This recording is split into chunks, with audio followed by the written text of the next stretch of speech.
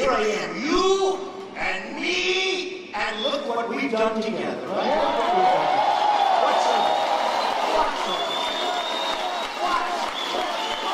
So we have unbelievably dishonest people. So think of that. Yes, they have the star, which is fine. You shouldn't have taken it down. You know, they took the star down. I said, too bad. You should have left it up. I would rather defend it and just leave it up. And say, no, that's not a star up there. That's just a star.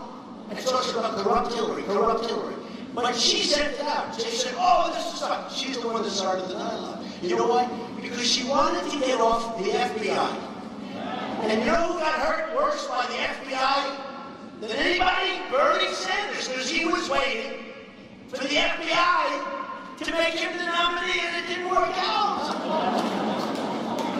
And he's the other one, you know, he copied my language a little bit, but he was starting to say with the superdelegates that the system is rigged.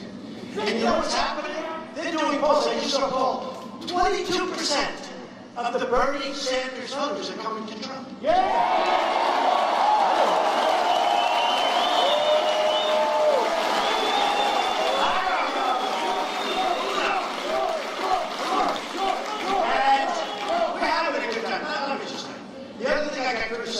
I thought it was only one of the better speeches. No, do I give a good speech? But I thought it was one of the better speeches. The place was packed. You know, they never show how many people. By the way, can you imagine if I ever had an empty place? It'd be the biggest story in the history of the news business.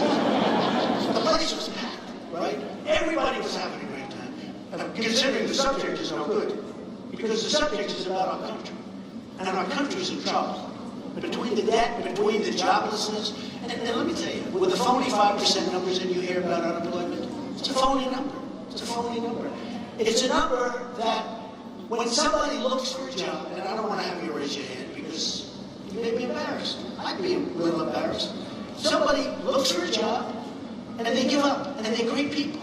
They're unbelievable. They've worked all their lives. They can't find a job, right? And they give up. Now they're considered statistically employed. So we show this phony number. And on that I don't blame Obama so much, because frankly this was to make presidents look good and make politicians look good, which is not an easy thing to do. Okay? Because they want to show, oh, how wonderful the economy.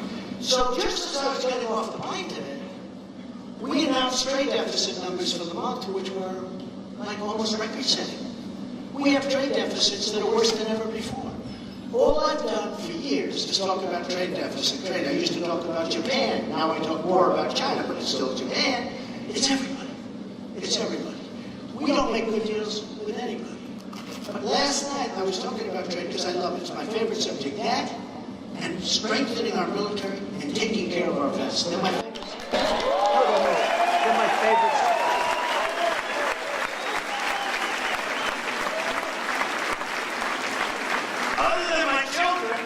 Or my grandchildren. I could talk about my grandchildren. Let's see. He was 39 minutes in the back of a plane talking about his grandchildren. Ladies and gentlemen, the president is going to talk about his grandchildren. Well, I have two. He has two. I have eight. He has two. But he talks about how long he lives. I'll bet they're beautiful. Two beautiful children. So he says, they're beautiful. They're really smart. They're really good. I love them so much. They're unbelievable. You know, one is brand new, beautiful little baby. Okay, after about a minute, what can you talk about? Oh, you can say, here's a picture of it. Okay. So that's 1 minute out of the 39-minute time, right? Then we talk about golf, right? So you say, Jack Nicklaus, who endorsed me, I love Jack, I love Jack. Jack. You know Jack endorsed me? Do you know how young Jack was when he won the Ohio State Championship? Jack Nicklaus. He is the greatest guy, and he's a friend of mine. And the endorsement, I didn't ask for the endorsement. I don't want to do that. I feel like sort of guilty when I ask these people for endorsements. I don't want to do that. Jack endorsed me. I said, thank you, Jack. I appreciate it. He said, well, you're going to do a great job. You're going to shake things up. Now, when you talk about winners, is Jack a winner, right? You see, U.S. Open was over the other day. I think Jack Nicklaus was in the top 10, like, I think it was 18 times. He was in the top. I've never seen anything like it. His record's unbelievable. He won it 4 times. top 10, 18 times. This guy is a winner, right? So when I get endorsements from Jack Nicklaus, Bobby Knight,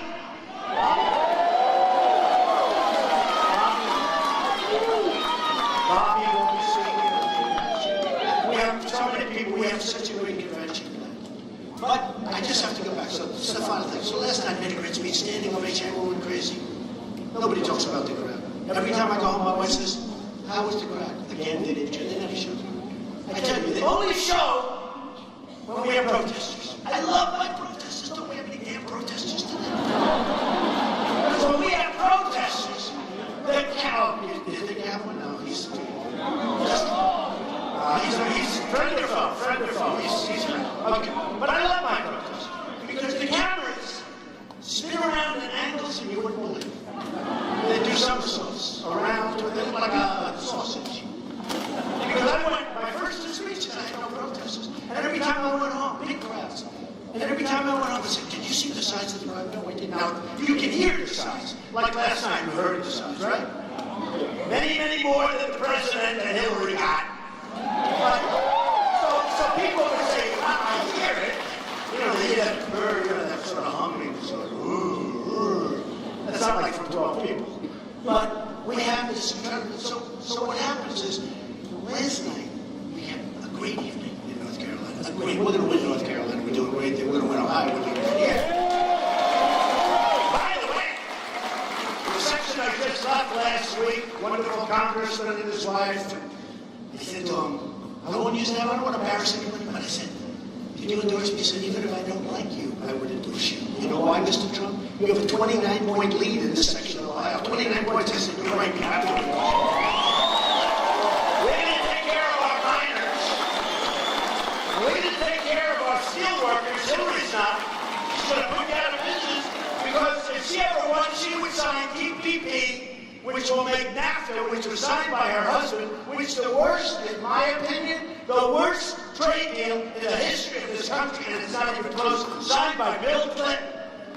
And he didn't suffer from it. It was everybody that followed him that suffered from it. Where your jobs are moving, I look at your jobs where they're moving down to Mexico, right? They're moving to Mexico, one after another. They're moving to Mexico. China's coming and dumping the steel, making it impossible for your steel plants. They're devaluing their currencies. We do nothing about it. Folks, I'm going to do so much about it. It's going to be so much. It's going to be so much. So last time, and then I wake up and I hear, number one, I love Saddam Hussein. I hate Saddam Hussein. But I love Saddam Hussein according to the press because they're dishonest to sell their goods. And number two, and they said it very, very strongly. They said, "You should have spoken about Hillary Clinton longer." And I wrote out like 4 pages that I wrote out. And I read it, point by point by point. And after a long time, I don't know, many, many minutes, you know, I got thousands of people. And this real stupid guy, Chuck Dunn. I won't use his name. I refuse to use his name. I refuse to call him Sleepy Eyes. I'm not going to call him Sleepy Eyes. But he's talking about he had an opportunity to hit Hillary Clinton. Did you see what I did to her last night? I just went there. Am I correct? And he got to a point. I was hitting her so hard. The problem is I'm a professional. And I'm hitting her so hard. And I know it doesn't mean anything because the system is rigged and it's fixed and it's broken. So I'm doing it.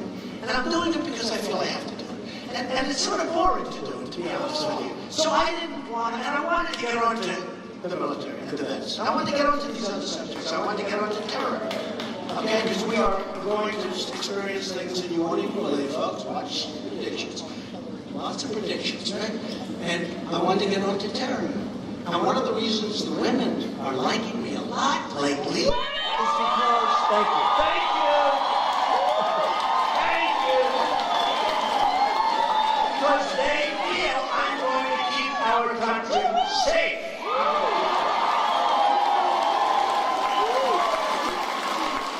And they love Ivanka. And they love Melania. And Melania and Ivanka and Eric and Tiffany and Don are going to be speaking at the convention. So we're going to... And by the way, hit this morning, like, he had the opportunity to go after I said I made a great speech. I'll tell you how bad my speech was last night. CNN covered it from point to point without a commercial. Fox covered it practically from beginning to end. Others covered it from... That's how bad my speech was yesterday. That's how bad. You know, if it were bad, folks, these guys, they don't care about polls. They don't care about anything. They only care about one thing. What's the one thing? Ratings! Ratings! So... I made a speech last night that some of the folks gave an A to, some of them gave an A+ to, but when I saw NBC Sleep Guy's Check Time this morning, he had a chance to really go after Hillary Clinton. Oh, what I did to her. But you know, after a while, we have to talk about other things. Okay, so here's the story. We're going to make America great again.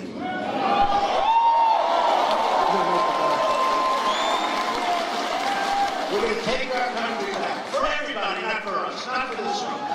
Not for this room, not for the overflow room. Not for the people outside. We're going to take our country back for everyone. We're going to take it back for African American youth who have a 59% unemployment. We're going to take it back for African American youth who have a 59% unemployment rate and have no chance. They have no chance in our society. You know who I just spoke to? Big Don King. Big Don King. I spoke to him 10 minutes ago. I said, Don, I'd love you to speak at the convention. Because you know what? You beat the system. And he's a friend of mine. Big Don, greatest boxing promoter of all time. In fact, somebody said that Mike Tyson endorsed me, as you know. And Don King endorsed me. You know what Don King did? He owns a newspaper. He endorsed Donald Trump for president, Bernie Sanders for vice president. How do you like that? Put the ad, right? Just like, he wants Bernie Sanders for vice president. Big Don King. So...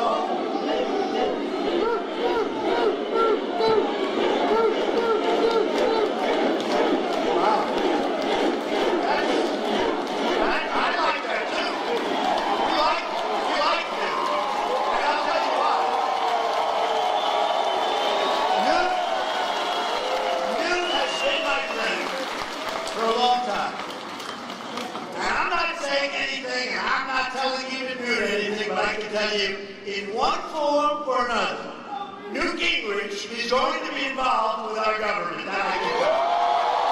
Okay? He's going to be. He's smart. He's tough. He gets it. And he says I'm the biggest thing he's ever seen in the history of politics. Newt's going to be involved if I can get approval from his wife. That may be tough, but that's okay. And you know, I have somebody else very special. So I have wonderful children. And, you know, I'm lucky. They were smart. They were born smart. Okay? They were smart. God was good. And they went to great schools. And they did well. And they're in business and they do well. And they feel so strongly about what I'm doing. They don't even like it in terms of doing it themselves. They love what they're doing. And my one boy is here, Eric Trump.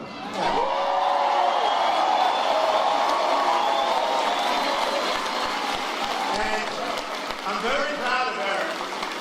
He's done a great job in the real estate business. Now I throw him into this political business. I don't know. He's doing a damn good job, but he loves the real estate.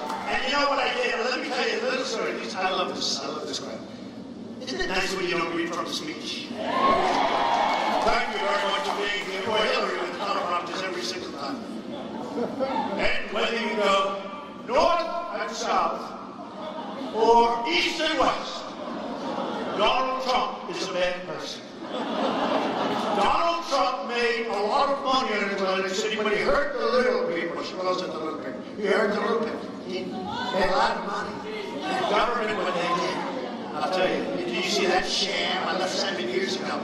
But she goes to this, and then after a little while, if you ever notice after about 12 minutes, people start leaving, we can't do that. The best part is, let me tell you. So I go to Scotland, and I know I'm going to get killed when I go to Scotland because the press is so dishonest. I went there make sure that my boy, who I bought Turnberry 4 or 5 years ago, and we're doing this massive renovation, just like we're going to be opening the old post office in October. We're a year ahead of schedule. I could open it sooner, but I want to get it as close to the election as possible. Does that make sense? I can open it in August. I'm delaying the opening because I want it to be so close, because when I open it, even if I delay it a month or two, the hotel's going to open soon. But I want to say, we're more than a year ahead of schedule, and we're under budget, and the product is even better than I said it was going to be. Maybe I'll open it on November 7th, the day before the big day. Oh, we're going to have, and the press will be there. They'll be there by the hundreds, but they won't say we're under budget. They won't say we're ahead of schedule. But that's okay. People know. But what happened is, we have children. And I want to support my children. I think I've been a good father. And I want to support them. So I put Eric Trump, like individual things. Ivanka's been great, Don's been great.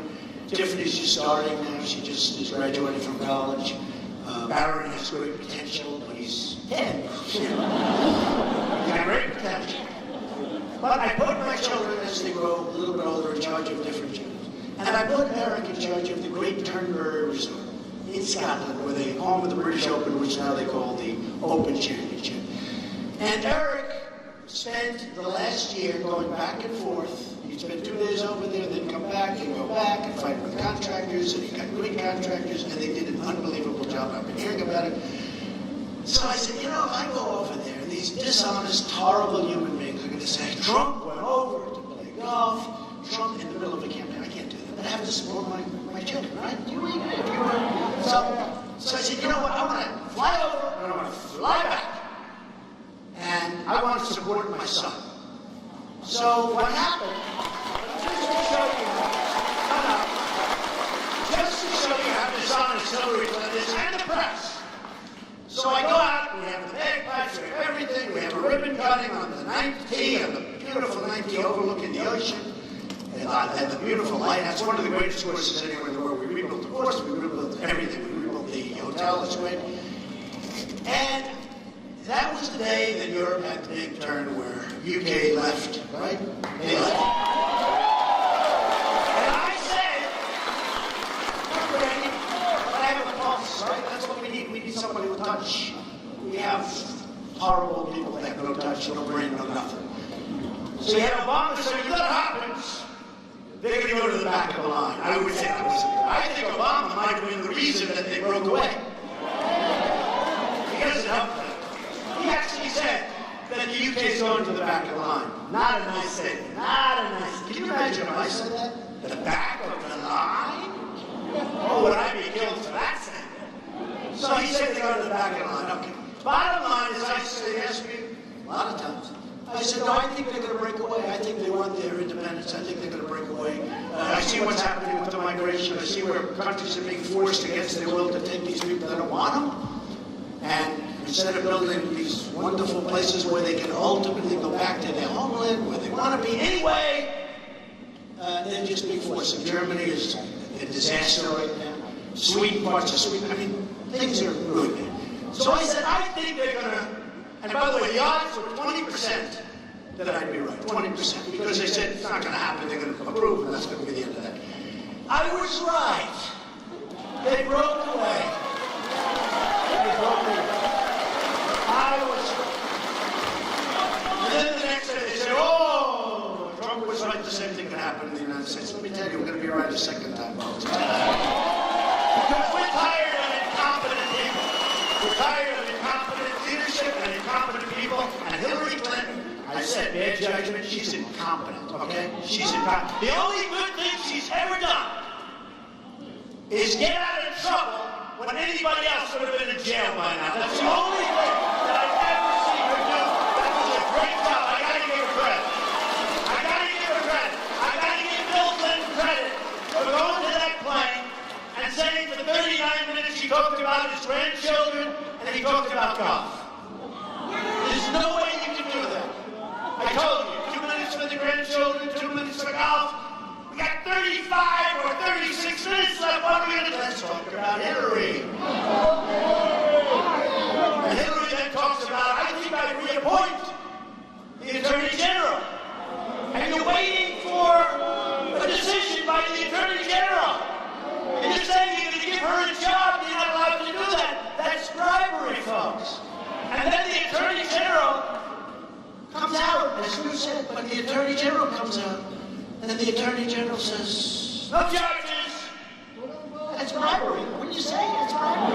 Yes, it was. She said she's going to reappoint the Attorney General, and the Attorney General is waiting to make a determination as to whether or not she's guilty. And boy, was that a fast determination. Wow. At least wait a little bit longer. Don't just come out with one or two sentences. Talk about it a little bit. So look, again, trouble. So here's what happened. So I go to Scotland. Beautiful, the weather was beautiful, the waves are crashing up on the rock. We're opening the course, getting ready to cut a ribbon. We have so many press. We had over 400 Hope, the legendary Hope. How many? 400? 400. 450. It was unbelievable because they were all there for Brexit. And they were all there to see what was going to happen. Will the UK break away? And now that's about 6 hours old, so they're bored. They want the next story. So the next story is Trump. So I go there. And all of a sudden I start hearing these things. What's Trump doing in Scotland? Who he's playing golf? Okay, so I have a news conference. It was a great news conference. Even Newt said that was a great news conference, right? I did a good job there. When Newt says I did a good job, he's a very critical guy. He sometimes said, I don't like what he said. There it is. Newt. So let me just tell you. Some answers, I said, any questions? So I'm not talking about the real. Any questions? And the place was crazy. The cameras, I'm telling you, we had as big a group of media as you've ever seen. They all drove up, from London, different places. Everybody just converged on Turnberg. So I'm taking questions. One of the questions was, Mr. Trump, if the pound goes down, how will Turnberg do? So I say, I didn't bring this up. I said, look, here's what happens. If the pound goes down, Turnberry will do very well, because a lot of people are going to travel to the UK, they'll come to Scotland. Turnberry is going to do very well if the pound goes down. Okay, period. That's it. I answered the question. Next day, it's in an ad by crooked Hillary Clinton, and I'm all over the place. But they don't show the question. Here's the thing to sort of, did you hear Donald Trump? All he talked about was his resume.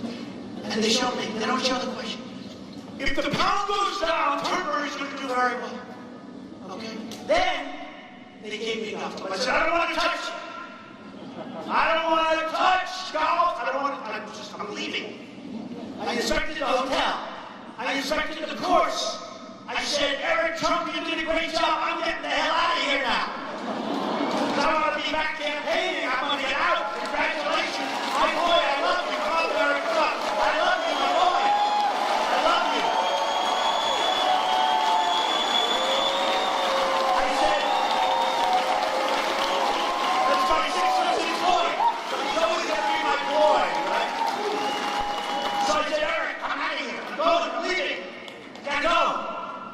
But they said, Mr. Trump, would you like to hit the first one? No, I don't want to touch your club! Because I know, if I touch your club, these horrible, horrible human beings, plus the Hillary Clinton 1,000 people staff that she has, right, will come up with a clip of me holding the gun. So I don't want to touch it. So we cut the ribbon, I inspected the property, I'm very proud of the job he did, unbelievable job, and I went around and I got out of there when I was in Scotland one night. That's not easy. It's a long trip, right? I said one night and I was out of there. So here's what happens. The next day, the news comes out. Donald Trump, who went to Scotland in the middle of the campaign to play golf. But here's much worse. They took my statement on the pound. If the pound goes down, Turnberry is going to do great. They don't know I'm answering that question. So everyone thinks I'm ready, and I want the pound to go down. Okay. But here's the worst. So that crooked, disgusting group that works for Hillary Clinton. Now remember, I never touched the club. They showed me hitting the ball. Donald Trump playing golf in Scotland during the, troubles and everything else of the world. And they put it in an ad. But the picture picture was from 2 years before at a different course. The only good thing, now it's true. And they said, playing golf at Turnberry, so 2 good things happened out of it. Number 1, the head of Turnberry called me up and said, sir, did you take a nap because we're being swamped with business? I said, well, that's good, right? That's good. And the other thing is the swing looked good. They didn't put one on my bed, so I have that. The swing actually looked good. So, Hillary, thank you very much. But you know what? How dishonest is it? So they showed me playing golf at Turnberry, and I didn't play golf. It was 2 years, the picture was 2 years old. Or more. In fact, it was more. You know how I can tell it was more? I was even thinner. I said, man, I like that. Actually, I never wanted to go out because I love the swing and I look thin. Well, relatively thin, okay. But I just want to say, this young guy, my daughter, my other son, Don, my wife who puts up with a lot with all of that we're going on. I mean, this is big stuff. This is big stuff. But my family has been so, my sister, who's incredible, my sister, who's a federal judge, Board of Appeals, my other sister, Elizabeth, my brother, Robert, who's a great guy. I have one brother who passed away, but I have great children. Tiffany has been so amazing. My kids, my family have been so unbelievable, and this is not easy for them. They go out, mostly people love it, but some people don't. You know, the one thing that's interesting, and I told this to Eric on the plane, my wife said, you know, when you go out, everybody loved you. Now most people love you, but there's people that don't. You never had those people before. I said, well, we have to make America great again. And ultimately, hopefully, my biggest dream is to have those people love me too. Not because of me, but because we're going to do such a great job. So, I'll introduce Eric Trump. Eric Trump did an unbelievable job. He's doing an unbelievable job. And he was pushed into the world of politics, not because he wanted it, but because I said, good luck on television tonight. You're doing the show. So Eric Trump, everybody. Wow. Thank you. Quick answer there. You know, my father is just the greatest. And I truly say this from the bottom of my heart. I love him to death. As a family, we love him. And thank you. As a family, we're so proud of him. You know, he is going to win this. We are going to win this. He is going to make America great again. We are going to beat Crooked Hillary Clinton. There's no question about it. We're going to bring this country back. So thank you guys so much for all the support from our entire family. Thank you. We love you all.